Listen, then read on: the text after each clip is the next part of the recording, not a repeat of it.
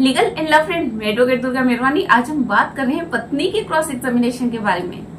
जब पत्नी अपने पति के ऊपर भरण पोषण प्राप्त करने के लिए फैमिली न्यायालय में केस दर्ज कराती है, अगर पत्नी अकेली है तो स्वयं के लिए, और यदि बच्चे हैं तो पत्नी स्वयं और बच्चों के लिए जो है भरण पोषण की राशि प्राप्त करने के लिए फैमिली न्यायालय में ये प्रकरण दर्ज कराती है। जहां पर फैमिली कोर्ट नहीं है वहां पर जेएमएफसी न्यायालय में यह केस लगाया जाता है।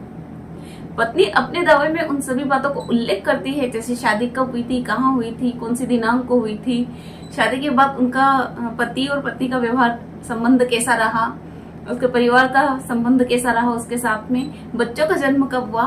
उन सारी बातों के साथ वो अपनी उन सारी पॉइंट टू पॉइंट घटनाओं का उल्लेख भी करती है कि वह पति से क्यों अलग रह रही और वह पति से भरण पोषण प्राप्त करना चाहती है। पत्नी के केस को समर्थन करने वाले सारे दस्तावेज भी वह पेश करती है। आय के स्रोत का जो है शपथ पत्र भी इसमें पेश किया जाना आवश्यक होता है। और इसके बाद जो होता है कि आने वाली स्टेज पर उसके साक्ष्य ली जाती है।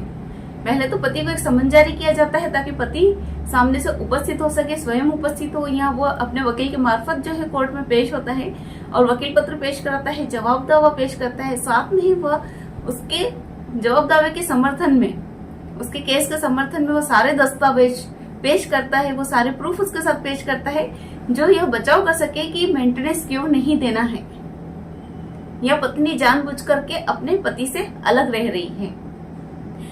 आगे के स्टेज पर जो है पत्नी का मुख्य परीक्षण किया जाता है, जिसमें पत्नी के जो अधिवक्ता होते हैं वह उसकी पत्नी से क्वेश्चन करते हैं। और फिर अवसर आता है प्रति परीक्षण का, जिसमें पति का जो अधिवक्ता होता है, वकील होता है, वो पत्नी से क्रॉस एग्जामिनेशन करता है। तो पत्नी से जो क्वेश्चन किए जाने हैं जिससे कि आपको मेंटेनेंस न देना पड़े या बहुत कम मात्रा में आपका मेंटेनेंस पारित हो, इसके लिए कुछ आवश्यक क्वेश्चन होते हैं, बहुत महत्वपूर्ण क्वेश्चन होते हैं। और कुछ क्वेश्चन ऐसे हैं यदि वह सब साबित हो जाता है तो आपको मेंटेनेंस देने की भी बिल्कुल भी आवश्यकता नहीं होगी।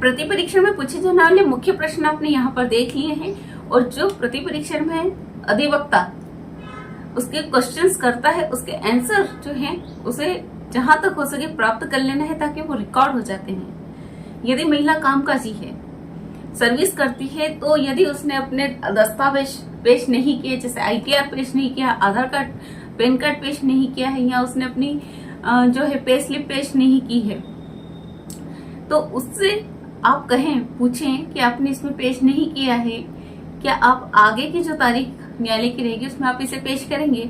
यदि वो महिला साफ मना करती है कि मैं बैंक अकाउंट की डिटेल माननीय न्यायालय के समक्ष पेश नहीं करती हूँ, तो माननीय न्यायालय का भी जो माइंड मेकअप है वो हो जाता है। रिकॉर्ड पर भी ये चीज आ जाती है कि महिला जो है वो दुराव छुपाव कर रही है, वो अपनी इनकम जो है वो नहीं बताना चाह रही है।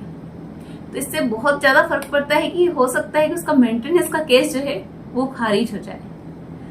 दूसरा ये कि अगर कोई महिला जारता की स्थिति में रहती है, एडल्ट्री में है, तो यह आप मौखिक रूप से कोर्ट को ना कहें, उसके साथ बकायदा आप सारे सबूत कलेक्ट कीजिए कि वो किससे मिलते हैं, किससे बात करती है, उसके व्हाट्सएप की डिटेल है या उसके फोन कॉल्स हैं, या वो किसी होटल में गई है तो वहां की जो डिटेल है, यह सब इलेक्ट्रॉनिक जो डिटेल होती है वो सारा जो आप साक्ष्य है कलेक्ट कीजिए। उसे धारा 63 के अंतर्गत साक्ष्य अधिनियम के आवेदन के साथ पेश कीजिए। जब आप जवाब दावा पेश कर रहे हैं उसी वक्त ये सारे दस्तावेज और ये सारे ऑनलाइन जो आपका रिकॉर्ड है, ऑनलाइन आपके एविडेंस है, ये सब भी साथ में ही आप पेश कर दीजिए ताकि माननीय न्यायालय का समक्ष वो सारे साक्ष्य उपलब्ध है जिससे साबित हो जाता है कि महिला जो है एडल्ट्री में रह रही है। और महिला से ये भी क्वेश्चन कीजिए कि आप अपने पति के साथ माता पिता के कारण नहीं रह रही हैं या परिवारजनों की वजह से नहीं रह रही हैं। यदि वो कहती है नहीं, यदि वो कहे कि आप अपनी मर्जी से अलग रह रही, यदि वो हाँ कहती हैं, तो आप कहिए कि फिर आपको मेंटेनेंस क्यों दिया जाए। इससे तो यही साबित होता है कि पति ने अपनी पत्नी को घर से नहीं निकाला है, बल्कि वो स्वयं अपनी मर्जी से अपने बच्चों के साथ अलग रह रही है। तो ऐसी स्थिति में भी जो है मेंटेनेंस का केस खारिज होने के चांस रहते हैं। या कई स्थिति में यह भी होता है कि पत्नी को मेंटेनेंस पारित नहीं होता है, लेकिन बच्चों के लिए जो है उनके हर्जे खर्चे के लिए मेंटेनेंस पारित किया जाता है। पत्नी जब मायके जाती है और वो कहती है कि मुझे मार पीट करके घर से निकाल दिया, तो आप ये पूछिए कि आपको कौन लेने आया था, आपने किसको सूचना दी थी, आप कार से गए थे, बस से गए थे, ट्रेन से गए थे, आपको किस वक्त निकाला गया था, सुबह थी, शाम थी या रात थी, वो सारी चीजें जो है रिकॉर्ड पे आना चाहिए। और उससे यह भी पूछे कि आपने पुलिस कंप्लेंट नहीं की इस चीज की। यदि वो कहते हैं कि नहीं की, तो आप पूछिए कि क्यों नहीं की, तो उसका वो आंसर रहेगा कि उसने पुलिस कंप्लेंट क्यों नहीं की। या यदि वो अपने माता पिता के साथ या भाई के साथ यहाँ से मायके चली गई है, तो वहां जाकर भी उसने पुलिस कंप्लेंट की या नहीं।